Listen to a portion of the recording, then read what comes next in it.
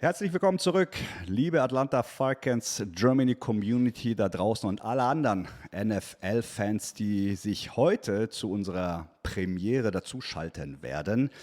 Es ist mir eine große Freude, euch einen Mann heute vorstellen zu können, der wie kein anderer den Geist der Loyalität, der Leidenschaft und der Hingabe der NFL und somit der Atlanta Falcons verkörpert. Ein Mann, der seit 1979 jeden Aufstieg, jeden Fall, jeden Touchdown und jede Interception, jeden Siegesrausch und jede Niederlage für die Falcons miterlebt hat. Bitte begrüßt mit mir keinen geringeren als Mr. Tom Dunn. Tom ist nicht nur irgendein Fan, er ist der amtierende Fan des Jahres, der Falcons, ein Titel, der wohlverdient ist und den er sich durch unermüdliche Unterstützung und unerschütterliches Vertrauen in sein Team verdient hat. Sein Engagement ist so groß, dass ihm die Ehre zuteil wurde, die Draftpicks der Falcons auf der Bühne zu verkünden. Eine seltene Ehre, die nur wenigen zuteil wird. Im Jahr 2019 war es Tom, der John Kominski, der in der 4. Runde ausgewählt wurde, in der Falcons Family willkommen hieß. Und auch im Jahr 2023 hatte er das große Vergnügen, die Auswahl des Fourth-Round-Picks Clark Phillips III. Zu verkünden. Aber das vielleicht sichtbarste Symbol für Toms Liebe zu seinem Team ist die Fanbulance. Dieser speziell angefertigte Van, dessen stolzer Besitzer und Betreiber Tom ist ein vertrauter Anblick, der bei Heimspielen direkt vor dem Stadion parkt. Und ich kann euch sagen, dass der nicht nur zur Schau da steht. Tom fährt diese Fanbulance auch zu den meisten Auswärtsspielen und trägt damit den Geist der Falcons im ganzen Land zur Schau. In unserem nächsten Gespräch werden wir uns mit Toms bemerkenswertester Reise als Superfan, seinen denkwürdigen Erlebnissen und seinen Gedanken zur Zukunft der Falcons befassen. Seid also bei diesem spannenden Gespräch mit dem Mann, dem Mythos der Legende, Tom Dunn, dem Herz und der Seele der Atlanta Falcons Fangemeinde unbedingt dabei. Ich wünsche euch jetzt viel Spaß bei diesem Interview und Rise Up RTL.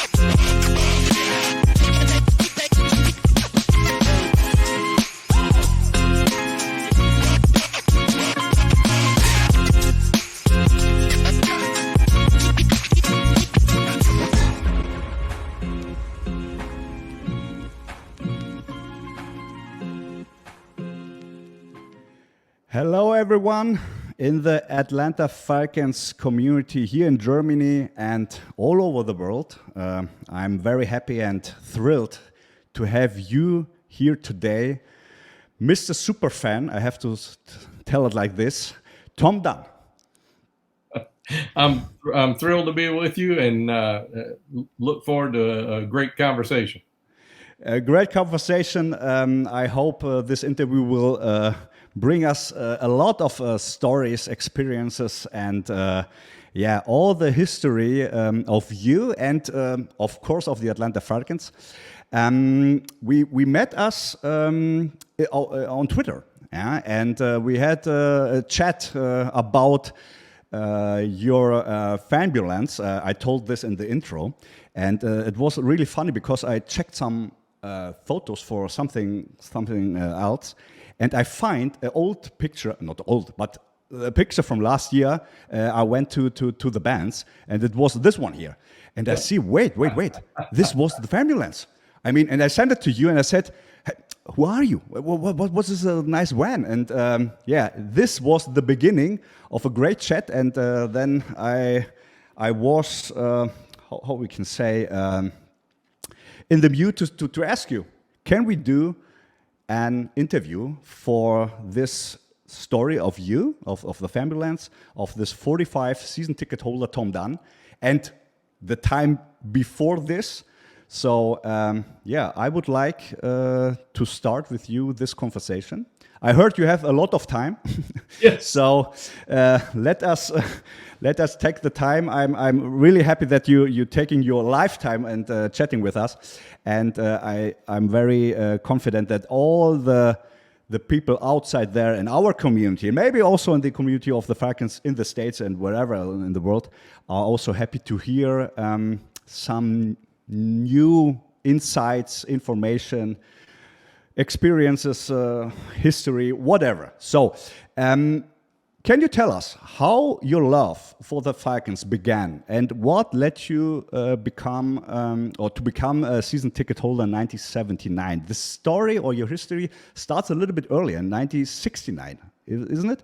Well, actually, my football obsession, I guess you could call it, started back in the early 60s when I was a kid. Now, I grew up in Tennessee, and we didn't have a pro football team there then. And we got, in those days, you got one NFL game on CBS and one AFL game on NBC. Those are networks over here for those who aren't familiar. And those were the days of the Lombardi Packers. And so since we didn't have our own team, we would get the Packers more often than not. So I actually grew up a Green Bay fan. And so then my aunt and uncle, my uncle was a career Marine, so they moved all around the country and the world. When he retired, they settled in Atlanta. And we would visit fairly frequently because it was about a 2-hour drive, give or take. And my uncle was a football fan. My aunt was a Falcon fan. And so in those days, when the Falcons played badly, which quite often happened, this was in the early days. Yes. And the expansion teams didn't get the breaks they have today. They got the dregs of the other teams, and like that. And they were almost designed to be whipping boys for several years. So my aunt and uncle would end up fighting on the way home, over the games and stuff. So he got to where he just didn't want to go to the games. He would stay home and watch it on television.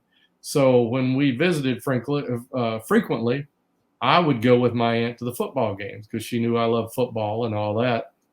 And we didn't fight on the way home from the games. So I got to go with her fairly frequently. So I started to become somewhat of a Falcons fan. Okay. Then go forward to 79. My wife and I had married at that point and moved to Atlanta to make a living.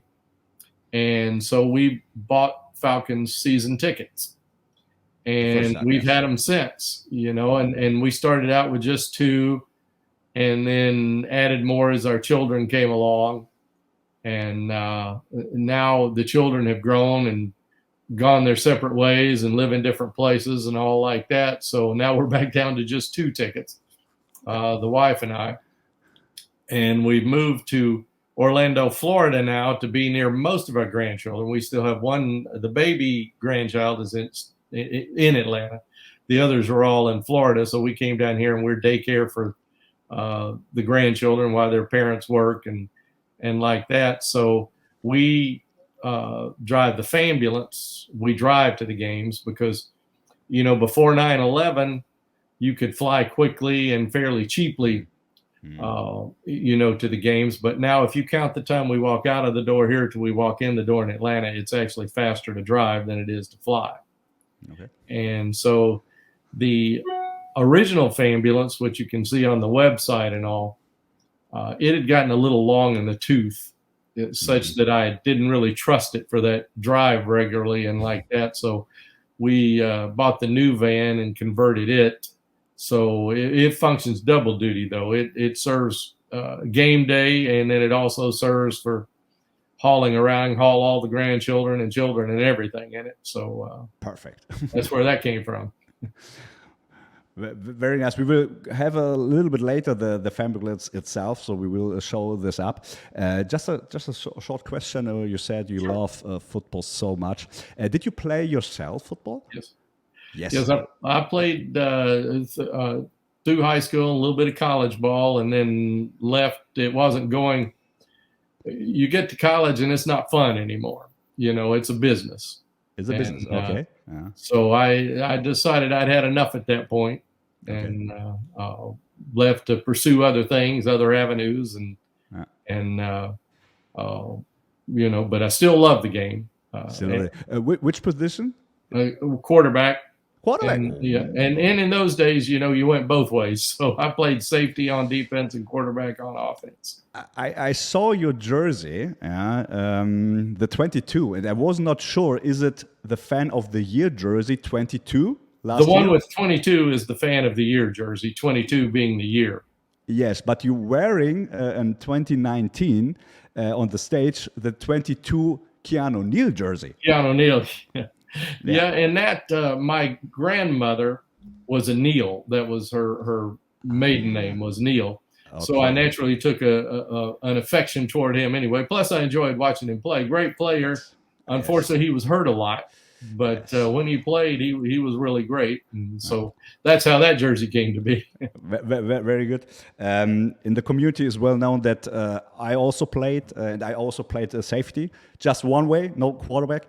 And I had I still have a big love for Keanu Neal because I loved him, drafting him and seeing him playing. This physicality, it was so nice to see. I was a little bit hurt if he was going to the who was going to Dallas, I think. Yeah? Dallas, yeah. To Dallas, yes. But it's okay. Yeah, I'm over it. Yeah, so Keanu, if something happened, you can come to us. It's no problem.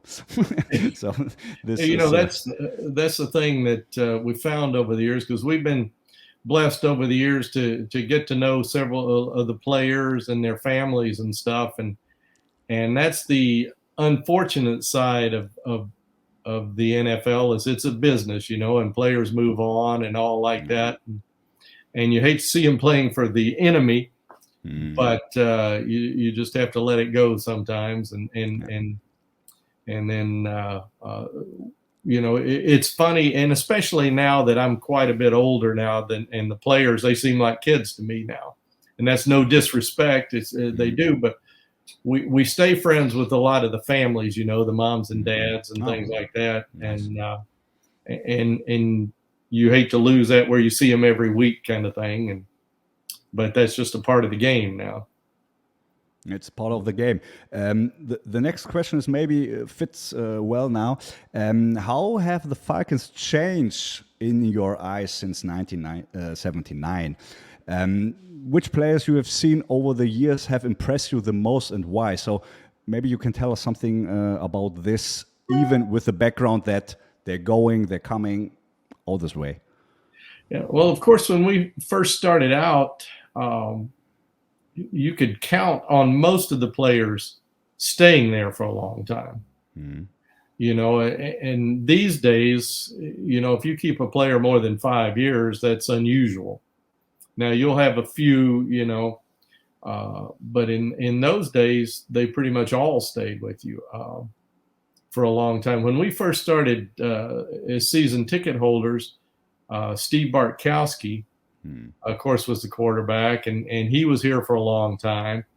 And asking about the players that impressed me the most, two of the best passers I've ever seen. We're not talking best quarterbacks or anything like that, comparing anything other than just pure passing ability. I think the Falcons have had two of the best passers I've ever seen in Steve Bartkowski and Jeff George. Oh. They both threw the ball as well as anybody I've ever seen. Okay. Then in the days of Bartkowski, when we were starting out, William Andrews was just an absolute beast. Unfortunately, he got his knee torn up, and that cut his career short. And then, of course, came back, started out, and got knee torn up again. But he was one of those stories that you just wish he could have stayed healthy longer. Because he was absolutely incredible. I'm thinking back and kind of moving forward. Of course, Tommy Nobis, he is, in all honesty, taking the Falcons out of it. If you ask me the player who has been most disrespected by not being in the Hall of Fame, it had to be Nobis. You know, the first Falcon ever. The first Falcon ever, and an absolute incredible just block of granite, you know. And you look back, and even in college, he played both ways. Texas, you know, Texas, yeah. Texas, and I still remember from when I was a kid, because you know when he came out, the AFL and NFL were separate in those days, and there were separate drafts. And he had been drafted by Houston in the AFL and Atlanta in the NFL. And I can still remember the astronauts, because in those days, space flights were such, they would bring all our classes together and we'd watch it on television, you know, when they'd have these broadcasts. And I still remember the astronauts saying worldwide, tell Nobis to sign with Houston, you know. and we got to know him very well over the years. And in fact, if you see behind me that white football, that was a football he gave me after we'd done a donation to the Tommy Nobis Center, which is our favorite charity. And without, I don't want to throw us out of sequence here or plan or whatever, but when we have the tailgates, one person in the group is responsible for the meal each week. And they can buy it, they can cook it, they can bring it, whatever they want to do, but they pick the cause for that week. And we don't charge, but we take donations. And then whatever that person picks as their charity of the week, those donations go to that charity. And quite often it's the Nobis Center. And that's what that ball was about donations and stuff to the center. And the center just does incredible work. They take folks with mental handicaps or physical handicaps and train them to do jobs. And it may be training them to work, you know, somewhere else. Then they also do things there in the center, you know, packing materials for businesses and all like that.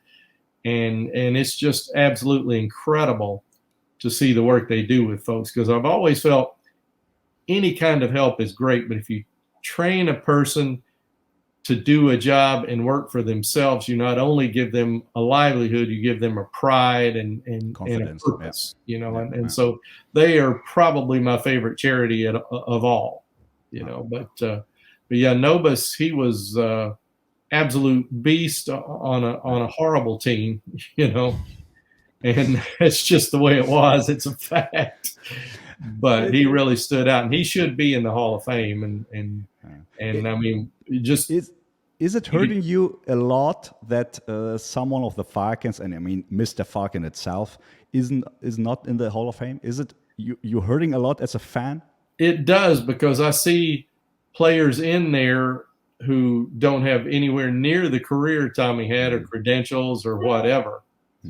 And but and it's still this way to somewhat, but in the old days of the Hall of Fame, you had one representative for each team that was usually a media member or something like that. And I think the thinking behind that was, you know, today if somebody slips up, gets arrested, has a problem, it's all over the news, it's all in the papers, the radio, the television, all like that. In those days, they didn't cover that. You know, that was kind of, you know, unless it was just world shattering, you didn't hear about it.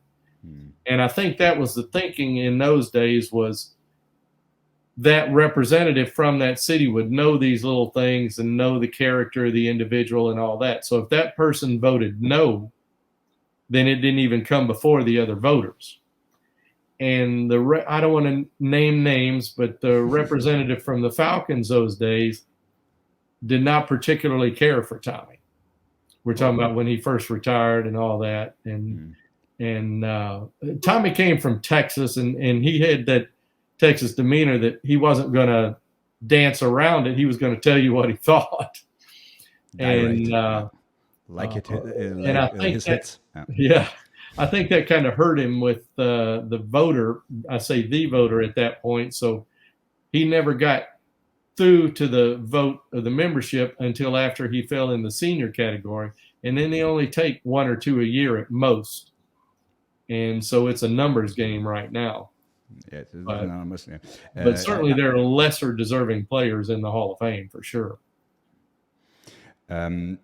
Maybe it's also a fact that Tommy Nobis had problems. We could read this about CTE after death. Maybe this is something hits his Hall of Fame career. Could you say to this something? Maybe you think about this like this. Are you saying, like, because of the market he played in? Is that what you're referring to, or no? About this. I read in the article I prepared for the Ring of Honor for our website. I read that he had problems at home with the family about being really aggressive, and with this. I don't know. Is CTE not the CTE? CTE is the spelling also in English. Is this maybe something what is also coming into this, or we don't put it in the Hall of Fame? I don't think that really factors into it because that was very late in his life that became an issue, and I think by the time it became an issue for Tommy, it was starting to become known. Out publicly known that this was a problem, not just with Tommy, but with a lot of players. Yeah, and it was.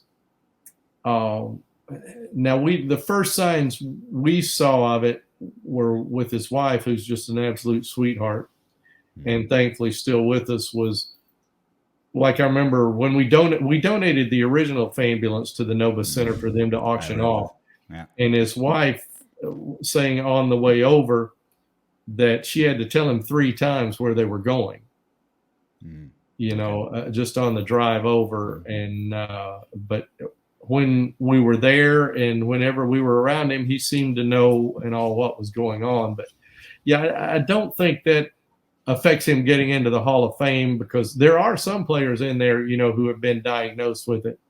Unfortunately, most of them have passed. Mike Webster of the Steelers comes to mind, who had very serious issues with it. And I think it's just by the time it came to the point that we knew there was an issue with that, he was into that senior category. And then with that senior category, you've got all these players from over the years in this one pile, and they can only pick out 1 or maybe 2 a year. And I think that's the biggest thing he has going against him now, because I had the honor.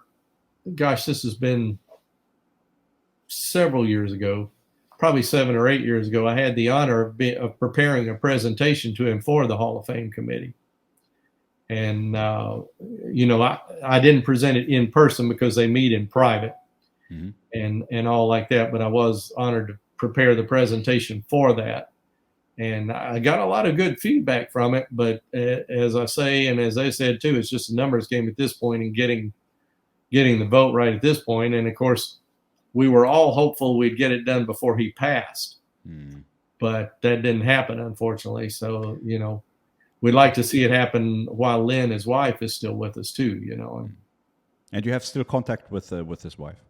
Yes, occasionally. It's not like we talk every day or anything like that, but we still see her occasionally, and Christmas cards and that kind of thing. Wow. But just an absolute sweetheart, and so was he. And my favorite Nobis story, if you'll let me, permit me to digress a bit. Of course, go for it. And he's been retired a long time at this point, and he worked for the Falcons still for many years afterwards. Yes. And this was when I was a lay coach at the high school, and my oldest son was playing there at that point, and arranged to take our high school coaching staff to Falcons training camp. And Tommy was escorting us around, and hosting us. And our defensive coordinator, who had played college ball himself and all, and was a big guy, Tommy shook his hand, and after we had moved on a little bit, he turned around to me and he said he could not believe how hard his hand was. He said it's like shaking a rock of granite, something like that. And he was quite an old man by this point, I can imagine that there's a little bit more power in his hand that altogether from us. Nice. Let us come back a little bit to you and your story, and maybe the question of can you recall a particularly emotional game you witnessed live in the stadium? I mean, you see the first Fulton Stadium, you see the Georgia Dome, and you see the third one, the bands, how the Atlanta natives say the bands. Do you have a particular story or particular game? Is it something you say, oh, this was the game? Oof. Yeah. Oh, well, let's see. I'm thinking in Fulton County, two come to mind. The one very high, one very low. Okay. The low one would be the playoff game against Dallas after the 1980 season, when the Falcons built up a big lead against Dallas and appeared to be cruising, and then ended up blowing that one. I've heard this before. Well, there were two things that come to mind from that game, and you've probably heard both these stories. The first one that comes to mind was they were building up a good lead, and Bartkowski was hot that day. I mean, hitting everything, and they got the big lead, and then they just started sitting on the ball, just Andrews right, Andrews left, Andrews up the middle, and punt. And I love William Andrews, but when they're expecting him to get the ball every play, they started slowing him down. They weren't putting any more points on the board. And then there was towards the end where they ran a trap play, and I believe it was Too Tall Jones. They're opening up the hole and they get the first down. Basically, they can kill the clock and it's over. And it was either Too Tall Jones or Jethro Pugh. I might have to go back and watch the play to be sure. But they trapped from one side and he fell into the hole and knocked the running back down. Didn't tackle him, whatever, just fell into the hole. Didn't get the first down. They got the ball back and went down and won the game. That was one of those where you just sit there for a while and try and figure out what the license plate of that truck that hit you was. On the upside in Fulton County would be against the 49ers, I believe, in 91. And it was the Hail Mary. Chris Miller had gotten hurt, and Billy Joe Tolliver came in. And it was a Hail Mary down to the end zone. And the ball got bounced around and fell into Michael Haynes' hands in the end zone, and they won it. And that put them in the playoffs and all like that. That one was absolutely nuts because it was so unbelievable, and it was such a pile down in the end zone that it was a bit before we figured out who had the ball, and that the Falcons had won it. That one was nuts. If you go to the Georgia Dome, I think my favorite, and there were a lot of them with Matt Ryan, where they called him Matty Ice because he pulled off some miracle comebacks there, certainly with a lot of help. I'm not putting it all on him. But my favorite one there would be one that was much easier, would be the NFL championship after the 2016 season against Green Bay. Green Bay's favored and all like that, and they just blew Green Bay away. And there was something in that game I've never seen before or since, which was the quarterback, Aaron Rodgers, getting an unsportsmanlike conduct penalty for crying on the sidelines because they hit him. He gets unsportsmanlike conduct for crying? Unsportsmanlike conduct. Was not this the game where Alford plays a little bit theatrically and falls down? Was this maybe the flag? No. No, that flag was they just kept hitting him one time right after the other, and he wasn't used to getting hit. Yeah. And finally, he got run out of the sidelines when he took off running, and he threw the ball at one of the Falcons who had run him out of bounds and cursed him, and they flagged him for unsportsmanlike conduct. And I've seen that on every other player, but I've never seen that from a quarterback. But that game, of course, that one sticks out in my mind. But I guess the biggest one, and this was an away game, over all of them would be the NFC Championship against Minnesota after the 98 season. And the same thing, the Falcons had no chance in the game. They're they're going to get blown out and all that. And then, of course, the Vikings built up a big lead, and the Falcons came back. And Gary Anderson, the Vikings kicker, the Falcons had Morton Anderson, the Vikings had Gary Anderson. Yes. Had not missed all year, not an extra point, not a field goal or anything like that. They're going to kick this field goal that's going to put the game away. Yeah. And the PA announcer said later he had not done that all year long. But by this time, they're already passing out newspapers in the stands. They had pre-printed these papers showing the Vikings and saying, "On to Miami." You know, because the Super Bowl was in Miami that year. And these are already all over the stands. But when Gary Anderson is trotting out on the field, the announcer calls him Mr. Perfect. And when he said that, my son turns around to me and says, "We're going to win this game." and sure enough, he misses. And the crowd wasn't even looking. He had been so spot on all year long, they weren't paying attention. And we're seeing the officials, you know, no good, and we're going nuts. Well, they're going nuts because they think the game is over and they're going to the Super Bowl. And then the place was really loud. The roof in the old Metrodome was very low, and that's why it was so loud. It just held all the noise in. And it went from, you know, hitting the Richter scale on the nose to just deathly silence like that, you know. And, of course, Falcons got the ball, went down and tied it up, and then won it in overtime. So that one would be the most emotional of all of them, I guess. Wow. And I can remember we had a pretty decent-sized group at that game. It was a charter trip, you know. And I can remember looking around, seeing several people crying and all that, tears of joy. Yeah, it was the time I came to the Falcons in 1996, and this was the first big game. I wrote it some weeks ago, 2 weeks ago, I think. Wrote it to Twitter and blamed Jamal Anderson for being a Falcons fan. I have there a small, tiny figure from him. You don't see it. Don't worry.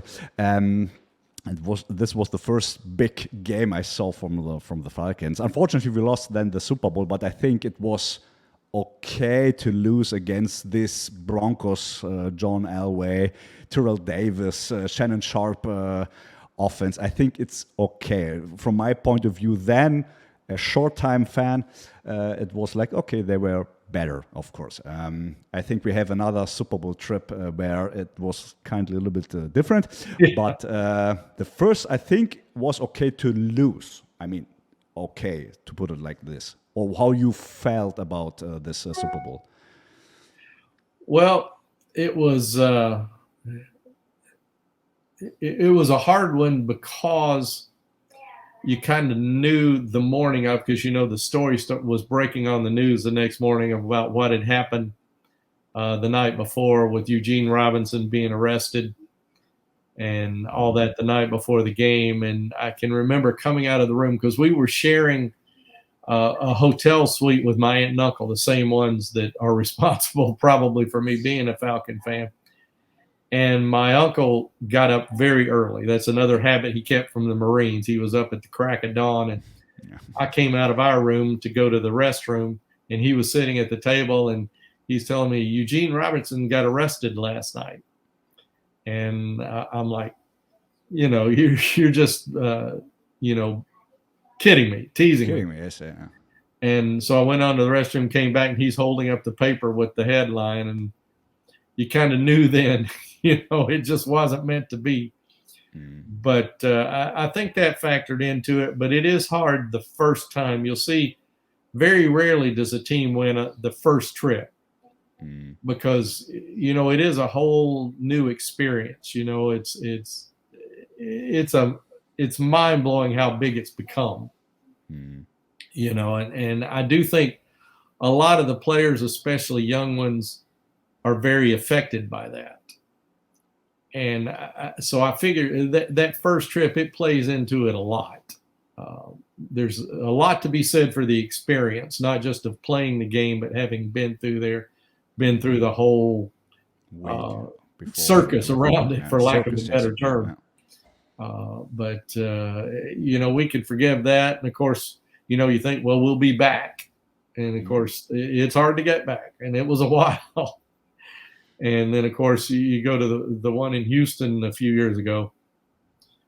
That one was unbelievable. The only saving grace about that is, and I'm sure there are 300,000 Patriot fans who swear they were there for the whole thing, but with very few exceptions, the Patriots fans were gone. Yeah. They were gone by, before the third quarter was over. So, but that was, and I think the blame for that falls, and somewhat is probably rightly so, but I think the blame for that game comes down to two things. And one was they had just run the defense ragged. They were playing so hard and so fast, and that's why Brady couldn't get anything going for 2/3 of the game. And they started to wear down, and you had a couple of guys get injured, so they couldn't rotate as often as they wanted to, so the defense really started to slow down. And then I think the single most significant play is not the holding call, not this, not that, was the strip sack on Matt Ryan. And you see Hightower coming around the Falcons right while Matt's getting ready to pass, and Devonta Freeman as the pickup. And he doesn't have to block him. All he has to do is get in his way, make him step to the side, make him move just a little bit, and the ball's gone. And he didn't even try to get in his way. Let him go straight to Matt and hit and strip the ball. And I think it was, I TiVo every game, even though we're there, because there are little things live. And I don't want to give up the live experience because there's an atmosphere and stuff that you don't see, you don't experience watching on television. But the other side of that, there's things you see on TV that you don't see live, So I always TiVo them and usually watch. Sometimes I'll watch the whole game. Sometimes I'll just remember the times and go back and watch. Well, it was several weeks before I could watch that. And when it gets to that play, the strip sack, you see Kendrick Robinson, I believe, was breaking free at the 50 and nothing but grass in front of him in the end zone. So Matt has a half second longer and the game really is over. Because I was getting all these texts from people in the third about this one's over. You're going to be leading the parade, the Hall of Fame parade in Canton, Ohio, every August. Our group of the Ultimate Fans group. The fan from the team that won the Super Bowl marches in front of the float and carries a Lombardi trophy. Not the real one. They don't trust us with that. But all these guys are telling you're going to be carrying the trophy this year and all like that. And I'm telling them, no, it's too soon. It's too soon. You said the same, isn't it? You say the same. It's too soon because I never was like, okay, we have this one. Yeah, not in the halftime, not in the third quarter. I was really like, okay, just wait. We have 60 minutes. We have 4 quarters. The last whistle has to blow, and then we will see if we have won or not. And exactly. You say about several weeks to watch the game again. I never see the game again. I would never see it again. I can't.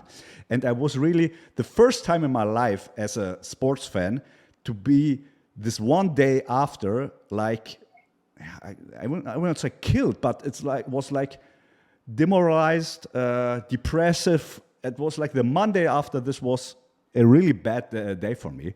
And maybe a question to this, not even for you personally. What was the feeling in Atlanta to this time? Yeah, I mean, it's a question I would bring it a little bit later, but we are at this point now. How was all the society, all the fan base in Atlanta after this directly inside? Can you tell us there something? Well, you have a feeling that we're cursed, because of course a lot of people were celebrating, before that game was over, and like my youngest son, he was watching it with a bunch of friends in Atlanta. And he said by the third quarter, he was one of the few actually watching the game, because the rest have decided this is over and they're partying and celebrating. And I'm sure a lot around Atlanta was that way, you know, and it was not just Atlanta, you know, everybody you talked to who wasn't a Patriot fan was behind the Falcons, because, you know, everybody's kind of sick of the Patriots by this point, you know, and again, you always think, well, we'll be back next year, you know, and of course it didn't happen. And it was close. Next year was close. Yeah? Next year was close, and got down in there and should have been, you know, at least should have gone at least another game, no doubt. But yeah, it takes a while to get over that. And Atlanta, unfortunately, is a fair weather town. And that's not just the Falcons, that's college football, that's the Braves, the Hawks, all that. And a big reason for that is, I always say there are only 3 people that are actually from Atlanta. You know, it's a business town, and if you grew up in Chicago and you're raised a Bears fan, and your company transfers you to Atlanta for a few years, you may be a football fan and you may come to the Falcons games, but you're still a Bears fan at heart. And Atlanta seriously is a high percentage of transplants. You know, they're just there because of their jobs and all that. Okay. So you don't have that hardcore lifelong fan, you know, like you have in a lot of places. Is this we talk about in our last podcast or live talk this Tuesday, last Tuesday?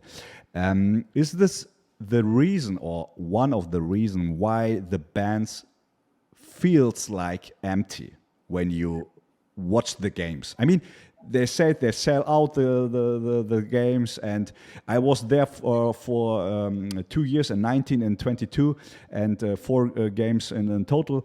I saw the Buccaneers games in 2019. There was about, I would say, 40% on the seats. I mean, it's a nice stadium. You can eat very well. You can see a lot. You have 2,000 LED screens. You don't miss the game if you don't want.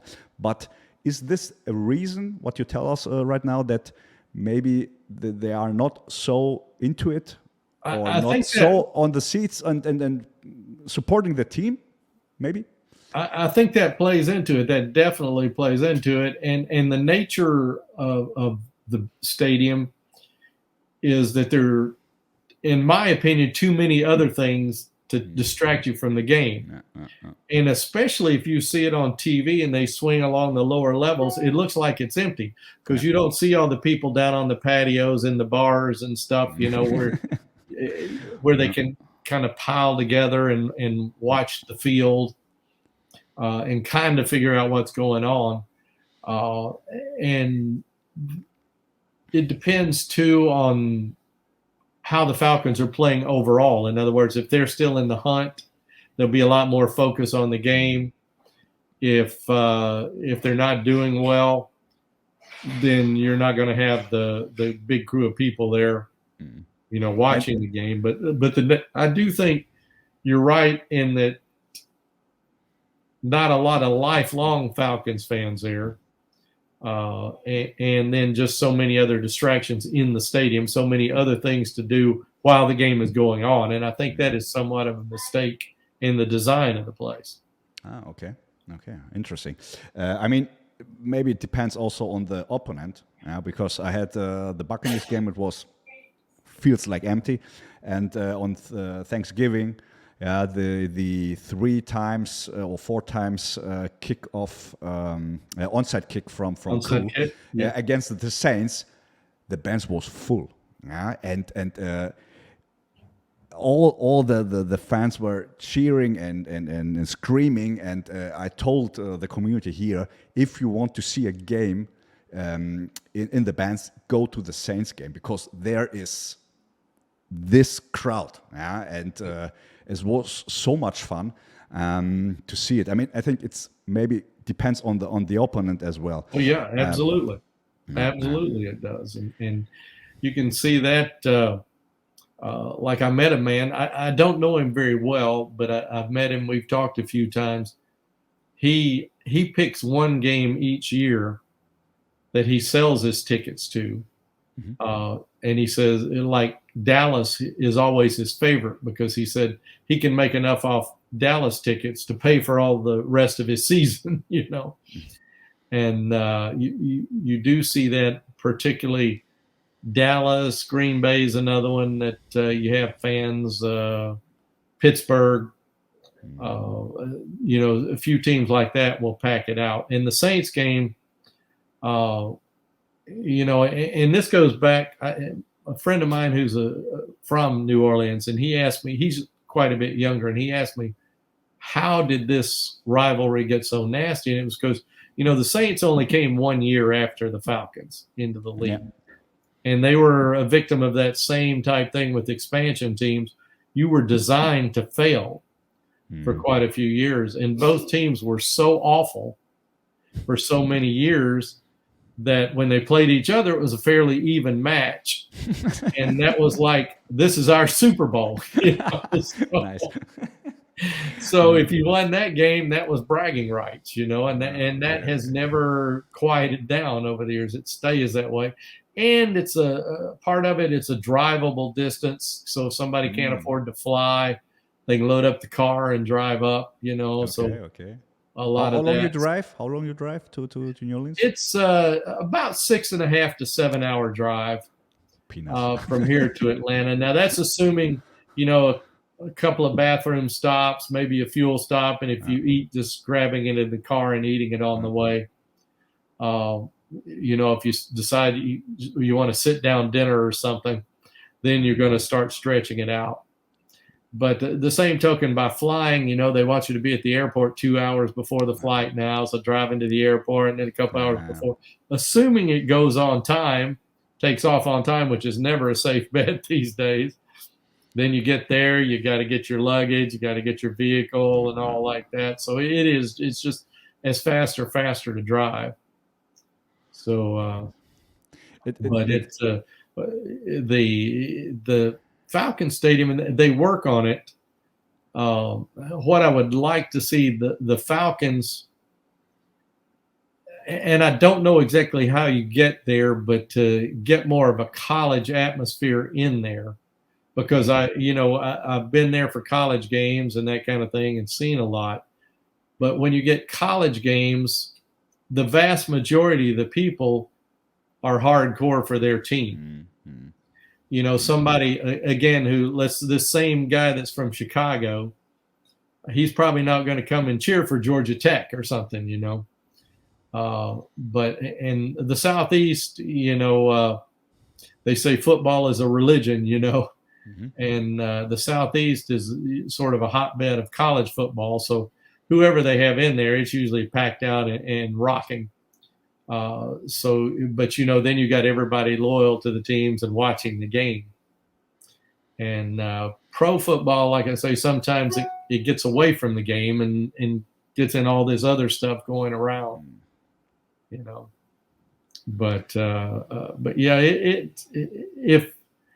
and again, with the crowd, if the Falcons are doing well, it's going to be a whole nother atmosphere than if they're doing badly. And that's just the nature of the Atlanta crowd, you know. Oh, okay. Okay. Let's jump. You talk about the drive, and I think you use your Fanbulance, your van.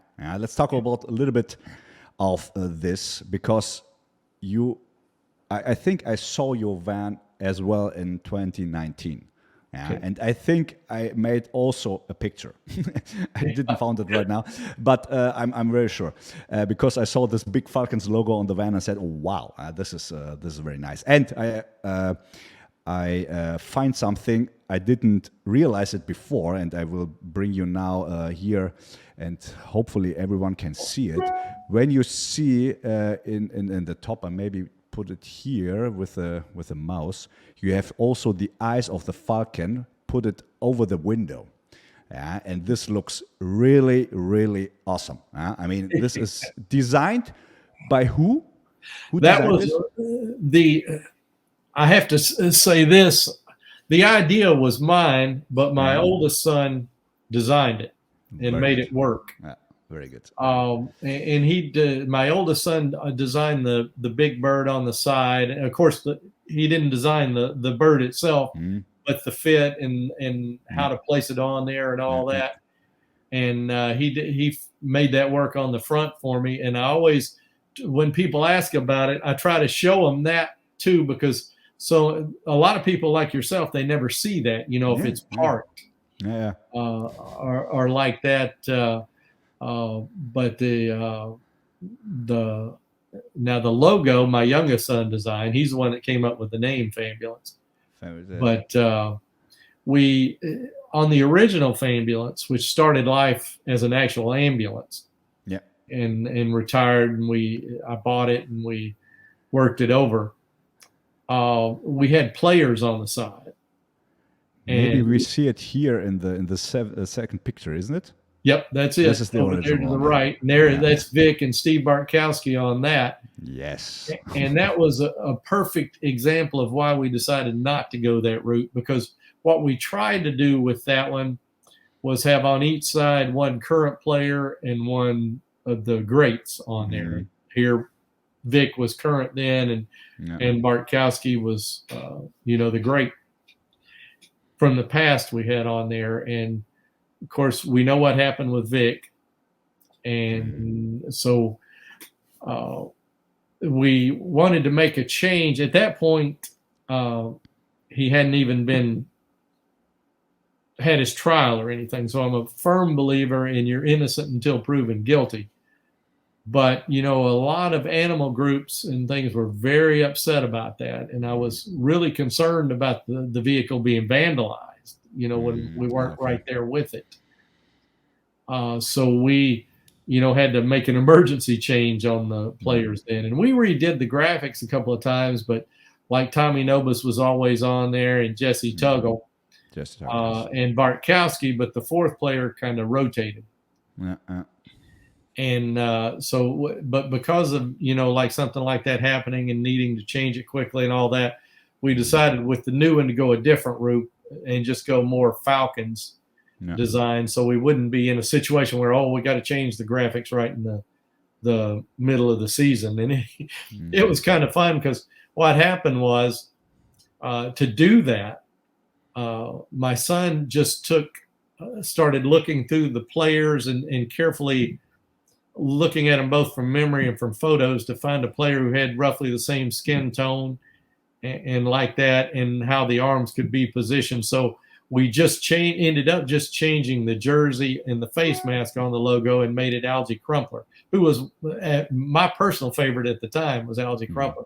So that worked out very well. But it was to avoid something like that again. We said we're just going to stick to, when we do this again, we're just going to stick to Falcons design. So you're good through the year at least. And in which year you changed the Fanbulance 1 to Fanbulance 2? 2018 was when we brought out the new one. 2018. So it's quite new. Yeah, it's new. Okay. Yeah, so when we retired it, and I wasn't sure if we were going to move into the new stadium, because the PSLs and the trip, for every game and all that. So I didn't start it immediately with them. In other words, we had a year without having a special vehicle. But I decided, well, we're gonna do it with the new stadium and all that and do it. So then we started working on it, but it took a while to plan it and get it executed and all like that. So we did one year where we just, we're driving our minivan, our regular vehicle and all like that. Then we brought the next Fanbulance out in 2018. And plus, at the time too, construction and all that going on, we didn't know where we were going to be parking and what the tailgating situation was. Okay. And all that. So that the whole thing kind of figured into, well, let's even when we decided, well, we're going to the games, we're not going to be able to pull off this tailgating headquarters, for lack of a better term, this quickly. So we'll just wait and do it next year. And that way I was able to special order the vehicle and get exactly what I wanted on the vehicle and have a good base to work with. Because now you stand always in front of the bands at the old Georgia Dome place. Right. There where the tailgating is. Yeah. Right. And now the photograph where that photograph we had of the old Fanbulance, that's where we parked for years, which was on the southeast corner of the old dome. And we parked there. The dome in the background, you see the dome, yes. Mm-hmm. Exactly. And we were there for many, many years. Mm-hmm. And then when they started construction on the new stadium, that became the staging area for the trucks and earth movers and cranes and stuff. So they moved us into other lots. And that's where this photograph here of the new Fanbulance was taken. The official name is Fanbulance 2.0. But it's normally just Fanbulance. That's where we parked during the construction of the dome, the new dome, the bins. That's where we parked during the construction. In the first year it was open, because the Home Depot backyard where we park now, where we expect to park as long as we're still able to go to the games, sits where the old stadium sat. And the project got behind in progress and did not open on time. Originally it was supposed to open that spring, and the first event was supposed to be a soccer game. And then they had some other things scheduled, but they were pushing it so to get it ready that it ended up the first event was a preseason football game, Falcons game, which I prefer anyway. I'd like the first event to be a Falcons game, Yeah, against the Cardinals, isn't it? Was it the Cardinals?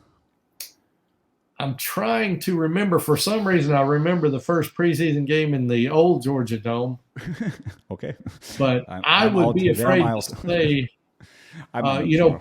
preseason games, they tend not to stick in my mind because, it's a preseason. They're entertaining for a few minutes and then they become monotonous. So we don't even go to a lot of the preseason games, even home games. And it's very rare we travel to an away home game.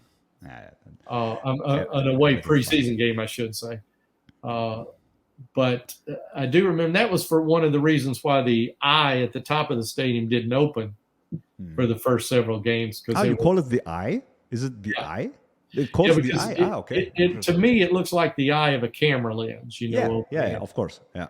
And so that's what I call it, is the eye. I'm not sure what the official name is, because that's what I've always called it.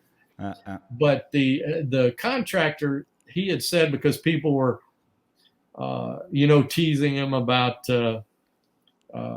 not being able to open it and all like that, and you spend all this money and it won't work. But the contractor had said, and I don't recall the exact number of days right now, but I need this number of days with no activities going on in the stadium where we can get this thing adjusted. He said, it's all there, it's functional, we just have to get it adjusted. Okay. And when they opened it, it wasn't ready. Well, then we had a lot of events, just bam, bam, bam. You had the Falcons preseason games, you had college kickoff, all this stuff going on. And so it was a few games into the regular season when we had a break with a couple of away games in a row, and they got it squared away quickly. But it was a treat the first time they opened it. And then this was just a test. They weren't actually going to use it that game. But we were sitting there, and as you could see from that photo, we had a pretty good view of the roof and watching that thing open and close and all that. And at that point, I think it took them about 90 minutes to open and close it. 90. But they're just opening and adjusing, and that kind of thing. Okay. Now it's 8 minutes, I think. 8 minutes to open it and less to close it. And but it's a nice touch, and kind of sets the stadium apart from the rest. And it is a beautiful place. A lot of great things about it, and that's just that would be my one complaint, is that there's so much stuff in there that it distracts from the game. Okay. You know, and I'm the type that once the game starts, I don't need cheerleaders, I don't need bands, I don't need this and this. My focus is on that game. Only football. Yes, very good. Yep. When you're comparing all the three stadiums, I mean, you saw them all. What was maybe in this time, when you go in this time back, can you say this is my favorite stadium? Well, I would have to say my favorite would be the old Georgia Dome. No, Georgia, okay. The main reason being, as I say, all the distractions in the new stadium tend to distract from the game. Now, it doesn't distract me. It doesn't mean I'm any better than anybody else or whatever like that. It just means my attention isn't on that. But it irritates me that so many people don't pay attention to the game. Okay. You know, and like I'll talk to people, you know, fans of other teams and stuff, and I say, man, that place is empty. No, if they watch again and see when they scan across the team, look at all the crowds behind there. They're just not in their seats. Yeah, seats, yes. You know, but it's a better stadium. Now, Fulton County, the original, it was awful. For football, it was awful. Was a baseball stadium also, isn't it? Yeah, it was baseball and football. And in those days, that's just the way it was, you know, because the government usually built the stadiums. And so they weren't going to build a baseball stadium and a football stadium and a soccer stadium, you know, and this and that. Ice hockey, everything. You got one stadium for everything. And the 50-yard line in Fulton County were the worst seats in the house because you were so far from the field. Oh, okay. Yeah. So where we sat, now our original season tickets there were up on the upper level. Okay. And they were fairly close to the 50. And it's not as critical in the upper level because you can see the whole field. But from the lower level, if you wanted to really watch the game, you did not want to be on the 50-yard line. So when we moved downstairs, we got our seats over the dugout where the Falcons came out of. The teams came out of the baseball team dugouts. That's where they went to the locker rooms and came out. So we had our seats down over what I called the Falcons dugout. And we were probably midway up the lower level because we were kind of down in the corner. So it was superb viewing when they were on your half of the field. Not so much when they went to the other half of the field. And in those days, you know, the TV screens weren't much, you know, and originally, you know, you didn't see replays and stuff on the scoreboard. You were lucky to get a score and not high definition or anything like that. But you were closer to the team and the players when they were on your end of the field. So it was a compromise, and that's where we stayed the whole time after we moved down there at the old Fulton County Stadium. So your seats are the same now? Oh no, we when we moved to the Georgia Dome, the Georgia Dome, we started out on the upper level, close to the 50. And we moved down to the lower level, and we were in several spots in the lower level. The last 10 years or so, we were about 8 rows behind the Falcons bench, right on the 50-yard line. Very nice. And they were about the perfect seats, because if you went any lower, now the cameras and stuff on the carts moving back and forth block your view and the team and all like that. So you didn't want to be any lower. But at one point, we had sat on the top row of the lower level when we first moved to the lower level of the Georgia Dome.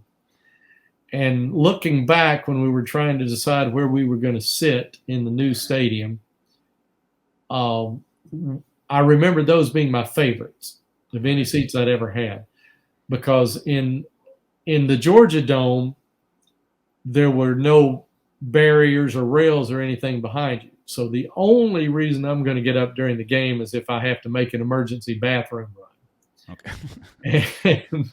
And if you're down several rows, you got to come up the stairs and fight through people going in and out and all that. Fight. Yeah, well, in those, nobody would, get behind me, and nobody came in front of me walking up and down the aisle, because when you had to get out, you just went over the back of your seat.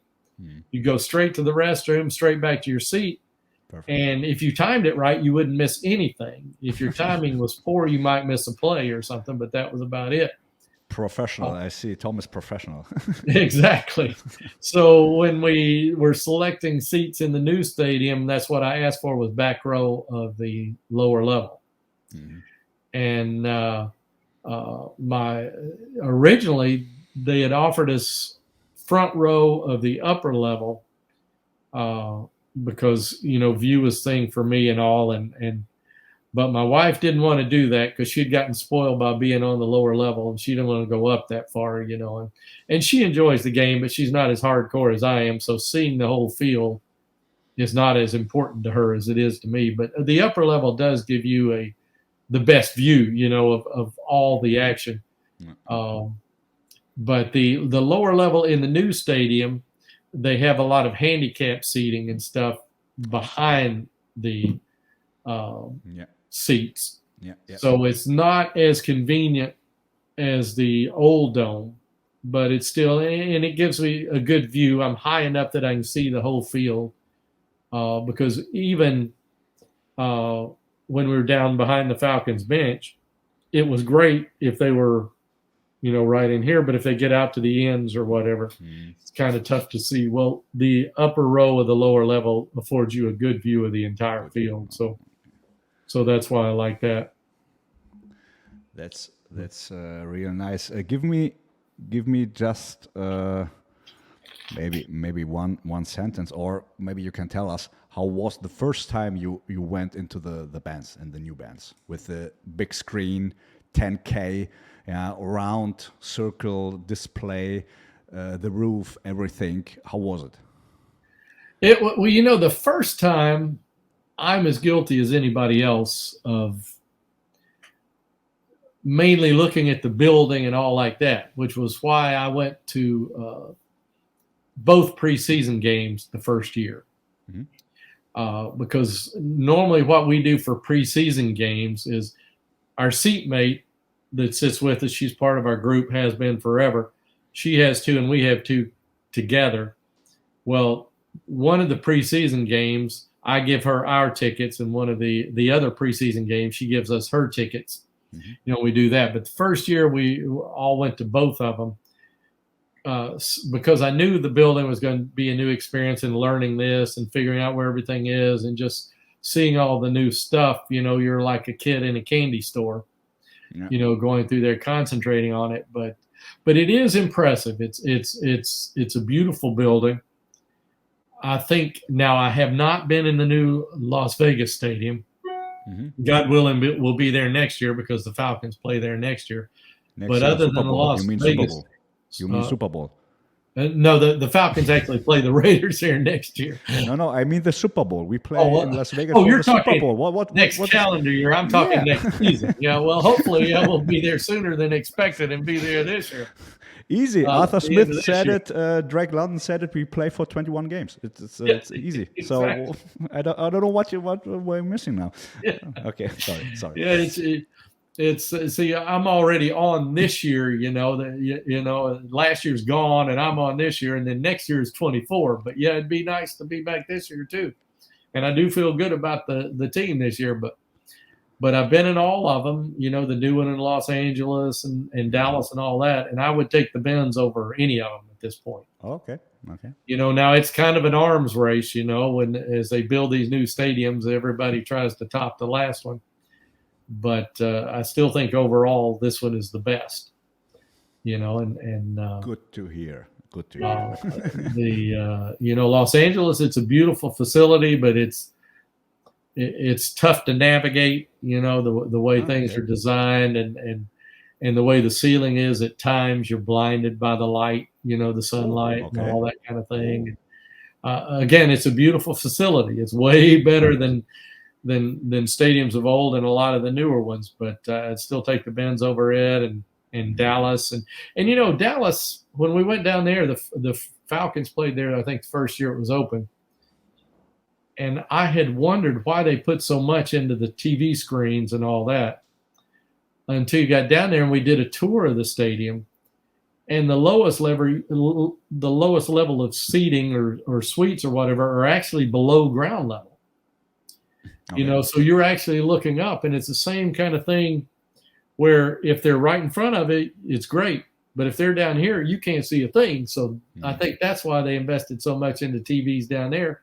So if you can't see it on the field, you can look up and see it on the screen, you know. Okay, then I can stay at home. Yeah, exactly. Exactly. Okay. And, of course, there was a lot of objection to the PSLs and stuff with the new stadium here in Atlanta. And I think that was a lot of the motivation behind the cheap food at the new stadium. But it is great. You know, a soda is $2 or $4 depending on, you know, whether you want the big souvenir cup or the little paper cup. And you can refill it the whole game. Well, like in Dallas, that's like $12, you know. Wow.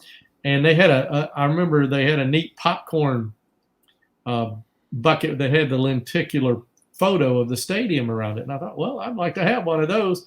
But it was like $20 or something, you know, and same thing's $2 in the bins, you know. Sorry, I didn't want to buy the franchise. Only popcorn, please.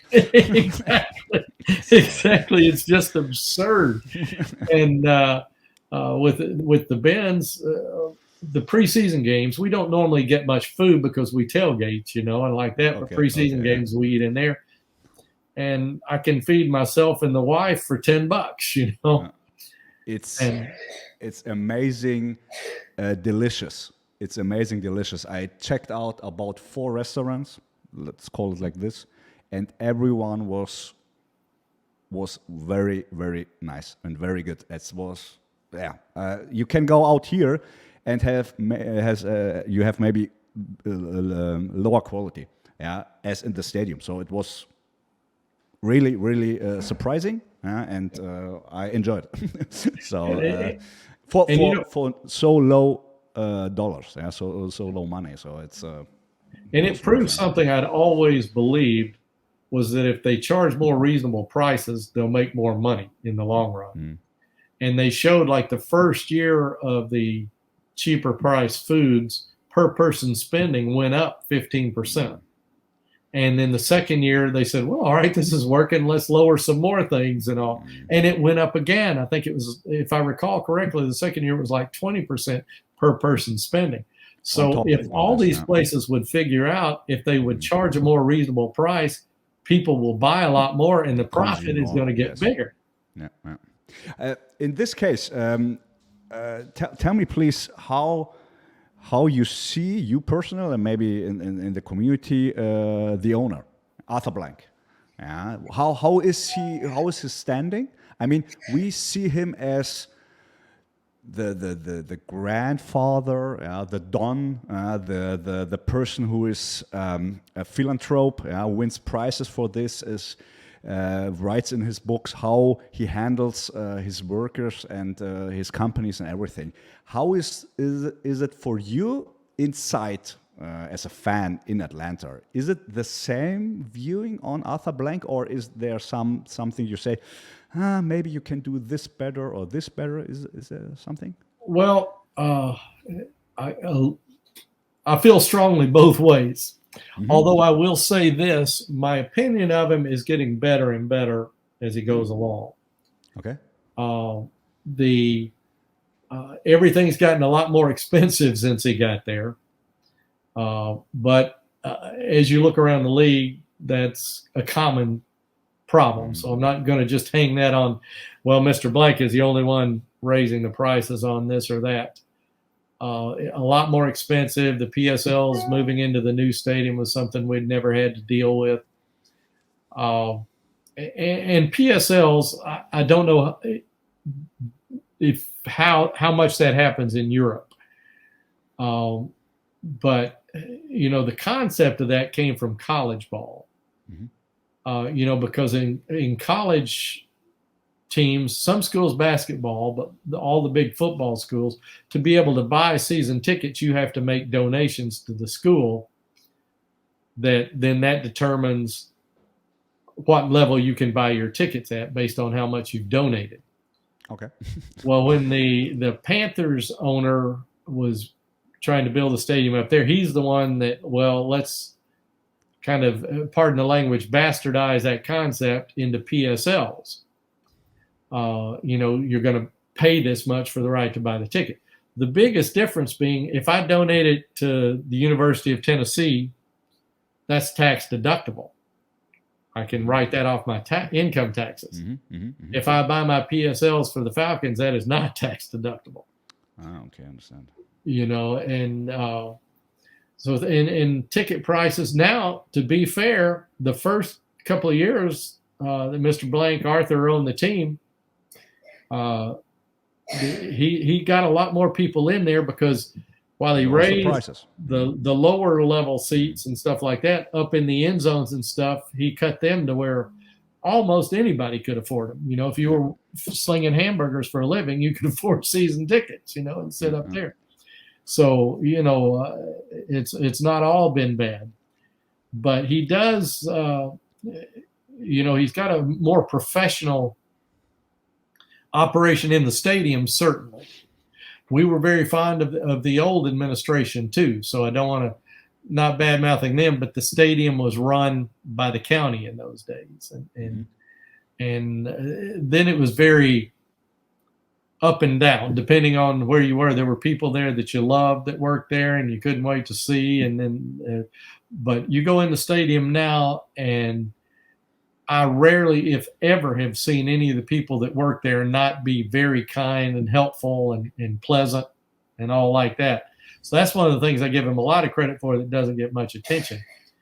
Now, the media and fans a lot, of course, they want to blame the owner, when things aren't going well and like that. And I've yet to see Arthur suit up and throw a pass or run the ball or whatever like that. There's only so much the owner can do in that method, but he has done, particularly the last few years, and he's made a lot of very seriously good donations to great causes,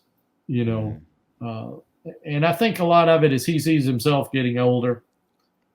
And, we pray he's got many more years, left. But I think he's, seeing I'm older and I want to leave some good, from all this. And he's doing a lot of that. And I will say this, too. One of the highlights of this Fan of the Year thing, when I checked in, part of that was going to the Super Bowl and all. And when I checked into the Super Bowl down there, I had a personal letter from Mr. Blank. And I was really touched by that, the things he wrote. I've been having some health issues and stuff like that, and I don't want to get overly dramatic with that. But everything's going well. But he wrote me quite a bit of, about that and all. And he'd been through the same kind of thing and all. And then at the NFL honors that week, he came to us, and reached out to us and like that. So, and not like a PR kind of thing, just us and him talking, that kind of thing. And that's another thing too that impressed me with him right off the bat. When the first year, in fact, if my memory served me correctly, he had made the deal with the Smith family to buy the team, but it had not been approved. There's that lag in there of several months.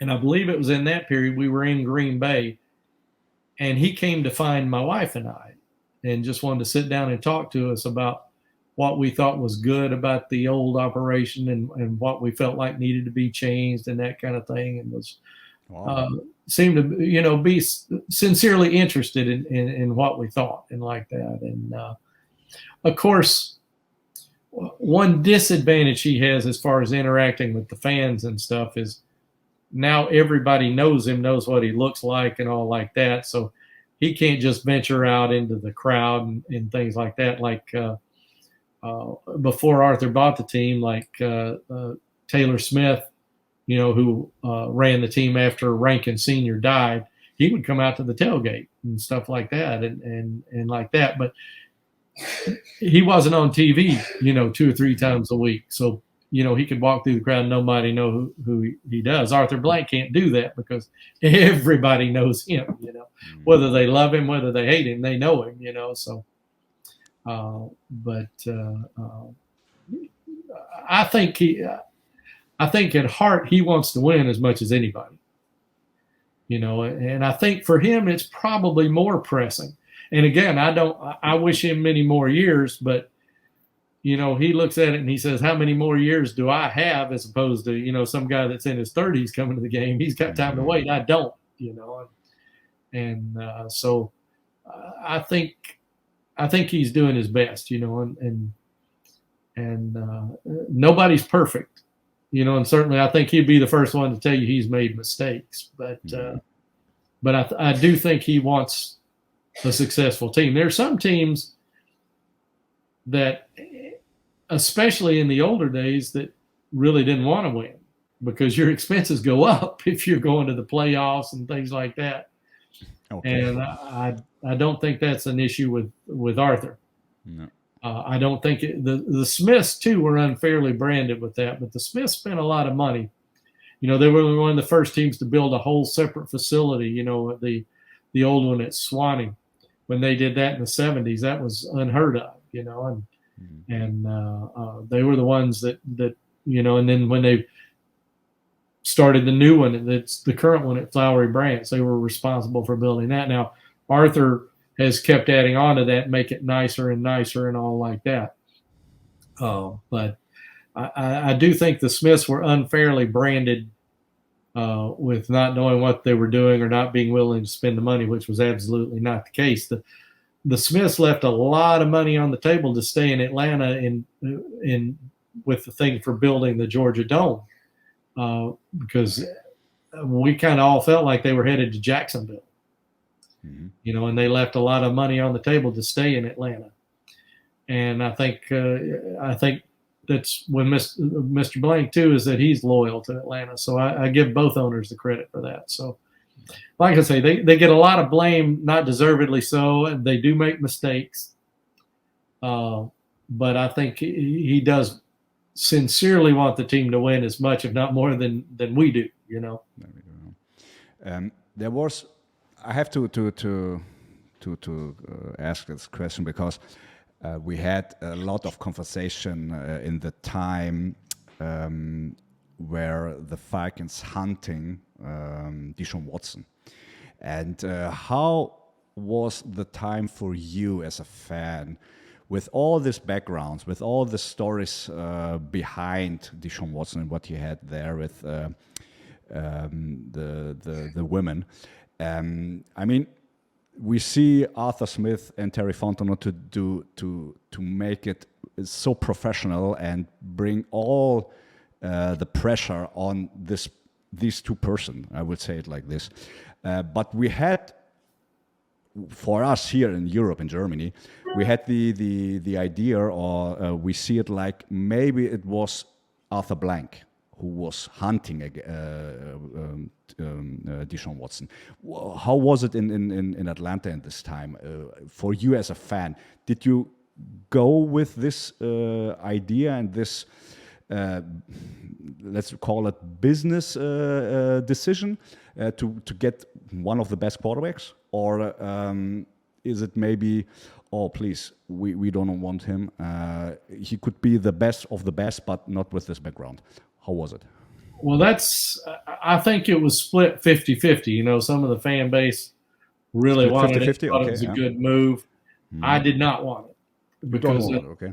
I think, and Deshaun Watson is an incredibly talented individual, but clearly there were some problems there. And we've been through it with Michael Vick. And let me just say this about Michael Vick. He's the first Falcon that I ever saw that you would go to other cities and there were people coming just to see Vick. He was kind of like Michael Jordan. You know, and the Hawks, they would only sell out 2 games a year when the Bulls were in town, you know, because people came to see Jordan. Vic was like that.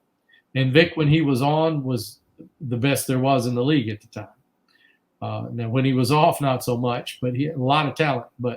And I have a lot of respect for the way he handled himself after all that started to come out. You know, and he ended up in jail and prison, but he manned up and he took the blame for it. He made mistakes going in, one of which I think his biggest mistake, as a matter of fact, might have been lying to Arthur Blank when he asked him about it. I think if he had told the truth, that Blank would have done his best to help him. I really believe that. But having been through all that, I was flabbergasted that there was even a consideration of taking this on, you know, this, because you know it's going to be a long time before all this dies away with Deshaun Watson, because, you know, there's still some lawsuits pending and all this and that. And no doubt he has the talent, but I don't like the circus it would bring with it, the distractions. And you saw that a lot with Vic. When the team would check into the hotel, most of the team would get off buses and come in one entrance. Vic would come in a different vehicle and come in a back entrance and that kind of thing. Now, I understand that because, again, it's a circus around him. But I don't like the message that sends to the other 52 players on the team, you know, that this guy, he gets special treatment like that. But as far as moving on from Matt Ryan and all, I was fine with that, even though I still think Matt was playing at a high level. What was that, 7-9 his last year here? And of those 7 games, probably 5 of them they lose if it's anybody else at quarterback. And the offensive line was just so horrendous. He was a miracle man to pull off what he did back there. But it's clearly apparent at that point we've got to basically rebuild this team, both lines, offensive and defensive and all like that. Matt needs to go somewhere, you know, where he's got a chance to win now. Now, that Indianapolis thing turned out to be a train wreck, and I could go on for days about that. And sooner or later, we're going to have to bite the bullet on the salaries, he and Julio and a few of these other guys. So we got to rebuild. Let's just do it now. You know, let's bite the bullet and take the pain now and build toward the future. So I was fine with that. I did not like the way it was handled. You know, to me, the way it was handled was like a couple of junior high school boys, you know, doing it or something. Okay. It was completely unacceptable. You know, this guy's been the life of the franchise for this 14 years. Yeah. You owe him the respect to tell him what you want to do. It's kind of like, you know, when Jerry Jones bought the Cowboys and firing Tom Landry and he hears about it on the radio and all that. You bought the team. It's your right to do what you want to do. And I don't think necessarily this was Arthur that made the decisions about how it was handled. But the man's giving you that much choice. Tell him we're moving on with the new coach. Just tell Matt we're rebuilding. We're going to move you where you want to go, what we can do, whatever. You don't handle it the way you did. But like I say, what they did was fine. How they did it was horrible. But I do think Deshaun Watson was a big mistake just because of the distractions he brings. I like, on the whole, where they're going with the team. You know, rebuilding, spending a lot of one-year contracts here and there till you bring in youth and that. I like that. I like very much where the team is headed. But, you know, and with Ritter coming on, he's not perfect by any means. He needs work. But every game you watched him play, he got better. And that, to me, is the most important thing, seeing improvement.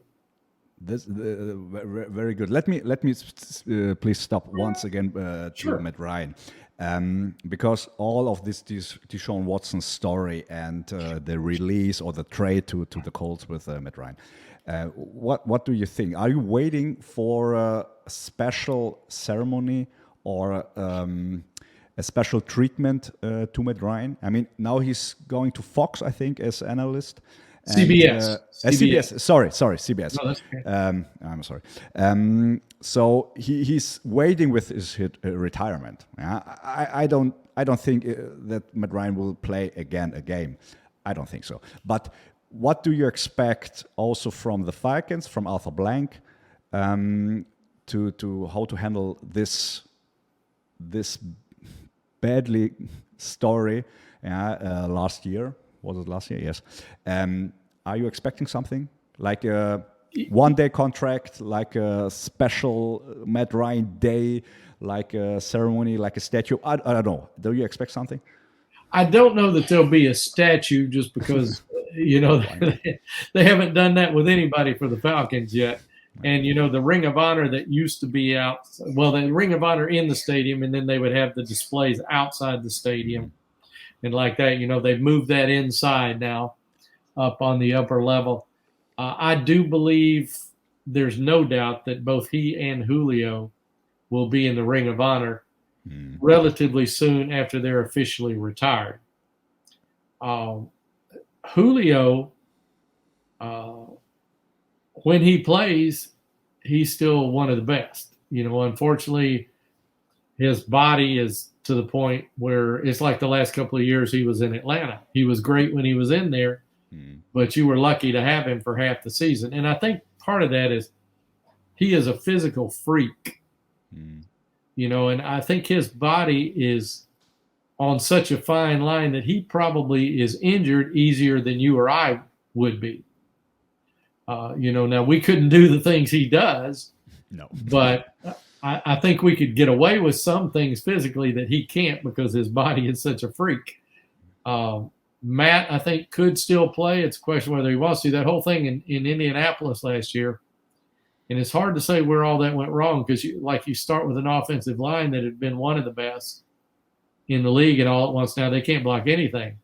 And the perfect example of that is Jonathan Taylor. He had been the best running back in the game for the last couple of years. I don't think he had over 51 yards last year, and that team, the defense, of course, they had a lot of injuries on defense, but, and it was clear, Irsay, the owner, denies it and all like that, but I'm sure he made the call to bench Matt when they did because of that guarantee, because he gets his salary this year. But had he been injured and couldn't pass the physical this year, on top of his salary, they would have owed him another $18 million on top of the salary. So I'm sure he made that call. And then when he fired the coach and brought in the new coach, let him make the call for a little while until it became clear that wasn't going to solve all the problems. Then let's put Matt back on the bench and put an armed guard on him so nobody can get near him and hurt him. But I think the only way Matt will play again is if there's a team that maybe is in the playoff hunt, and say a San Francisco, like from last year, if he's available, I could see him coming back for that. Because he's still in relatively good shape, especially to have played as many years as he has. And but whether he could have even decided himself, I'm done.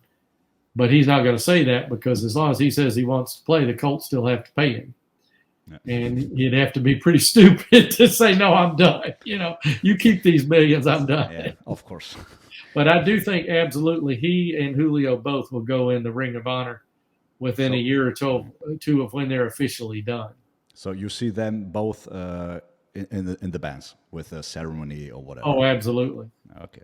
Absolutely. And it was same thing as what I was saying with the owners, the last few years with the Falcons and like Matt with the Colts. Like the owner, the quarterback, and this is a cliche, but it's true, when things are going well, the quarterback gets too much of the credit, and when things are going badly, he gets too much of the blame. And it was amazing they could do what they did with the offensive line like they had there for 2 or 3 years. And, you know, the offensive line this past season was still not great, but it was worlds better. And then hopefully with a couple more pieces this year, we'll see them be as well. And if they can be as good in the passing game as they blocked in the running game, we'll be ready to go. Okay. Thank you for this statement. Let's call it like this. Let us go a little bit to the community and all the Fanbulance thing. Just tell me, please, what is the importance of the Atlanta Falcons community to you personally, and how do you think it was evolved over the years? I mean, how is it to be in this fan-based community in Atlanta? You said there are not so many die-hard fans, but you built up this Fanbulance. How many people you are now for the games normally? For the tailgates, we will every week we'll have 30 to 40. Okay. Some games, depending on which one it is, like the one where you were there last year, the Chargers game, we were over 150 for that one. Now, in the old days, before the construction of the new stadium, it split everybody up different directions and all like that, we averaged about 120 every week. Wow. And then with the construction, like originally our group was split into 4 different lots because they assigned your lots based on your seniority. Now we had enough. By the way, that last picture of the lady holding the rifle with my wife, that's Jonetha White, Roddy White's mother. Cool. We were in Cleveland for a game and went to, are you familiar with the movie A Christmas Story? Well, I don't think. It's over here. It's like a couple of the channels run that movie 24 hours a day around Christmas, stuff like that. And that rifle is supposed to be the Red Ryder BB gun the kid wants. Okay. But that was in Cleveland for that. But they split us into 4 lots based on seniority. We were fortunate we had enough seniority that we got the first choice of those. And I was able to keep making enough phone calls and talking to people that they got us into 2 lots across the street from one another. But basically the tailgate started over at that point. And to be honest with you, it's been a good thing because the tailgate had gotten so large that it was getting out of hand. And you can see, like, I did not remember you being at that Chargers game until I saw the picture. And then it kind of came to, because there's so much going on that I'm from here to here to here to here, you know. And next time I will find you. Don't worry, Tom. Definitely. And I think, you know, as you and I spoke the last time, I think I did talk to a couple of the people who were with you. Okay. Not you, because I remembered them saying we're going to Charlotte. And I'm saying, let me hook you up with a couple of people in Charlotte. And but that's Warwick Dunn, if you didn't recognize him there. Yeah. I'll tell you a funny Warwick story. This is Lamar Scott. He's a very dear friend. He's really family more than that. But I'll tell you a Warwick Dunn story. When he first came to Atlanta, and this was true, we did this. We were at an event with Warwick, and my wife told him, I hope you don't mind. I've been telling people you're my cousin, you know, having the last name. And he said, oh, that's fine. He said, you know, it could be on the Creole side. We could be related, you know. So go forward a few months, and we're at a game in Tampa. And after the game, we're going down to see the players, and Warwick's there, and we're chatting with him. He's just a sweetheart, you know. And a couple of his aunts come up, and he introduces his cousin Tom and Diane, and they're looking at us like, you know, we don't remember you from any of the family reunions or anything like that. But yeah, that's what I always think of when I think of him. But yeah, the tailgate. He's a great person. He's a great person. I met him personally in 21 in London for a signature tour or hour. And hug him, and because he was after Jamal Anderson this present, the running back in the 2000s, and he was like an idol also, watching him playing. And really great person, total friendly and nice to us, making the photos and everything. It was a really pleasure to meet him last year. And the thing to me about Warrick Dunn is he won't be remembered as a great football player who did good things. He'll be remembered as a good man who did great things, and oh, by the way, played football. Yeah. Oh, by the way, play football. Yeah, that's exactly the right phrase or sentence you have to bring for Warrick Dunn. Yes, perfect. Yep. He did, and he do so much. Building houses and for mothers and because of his history. And this came in mind when I get the interviews with Jesse Bates. Kindly, same story or same background, and he did also a lot for the community, and he spends about $1 million for charity in Atlanta just after he signs as incredible. What this kind of players do, in they don't have to, but they do it, and it's nice to see. It's nice to see. And I'll say this about Warrick's work with the houses and stuff. It's like the Nobis thing, where I said, the important thing, as much as the health, is teaching them to earn a living so they can do for themselves. And the thing with Warrick and the houses program he started is, before they can get in the program to actually get the house, they have to take financial courses. How to do minor repairs around the house and help with others doing theirs. And so they're not just getting that roof over their heads, they're getting something that they'll take pride in and be invested in. So they get that pride and that ownership, and it's not like just, well, they gave me this, they helped me earn this. And I think that's so important, And I know at one time, I don't know if this still holds true, hopefully it is, of all the houses they had done at that point, only one had ended up losing the house, and that was because the mother died. Oh, okay. And they had no other source of income to make the payments, and the kids were too young and like that. Because, they basically get them the house set up, equipped, even lawnmower and like that, and make the down payment and get them good financing terms and all like that. And then they go on from there. And the brilliance of the program is that the success rate has been so high, Yeah. Sounds really good. Sounds really, really good. Some funny pictures here with the helmet of the Panthers. Just like a side note here. Okay, we put this over there. Give me please your feelings, because we talk about the community, and you now have an interview with one of the German-speaking community members, let's call it like this. How was it for you when the Falcons announced 2.5 weeks ago, that they will have this global marketing rights for Germany? How was it for you and your family and the fan base? Did they notice this? Did they talk about this? How was it? I think a lot of people noticed it. Okay. I don't think it impressed as many people.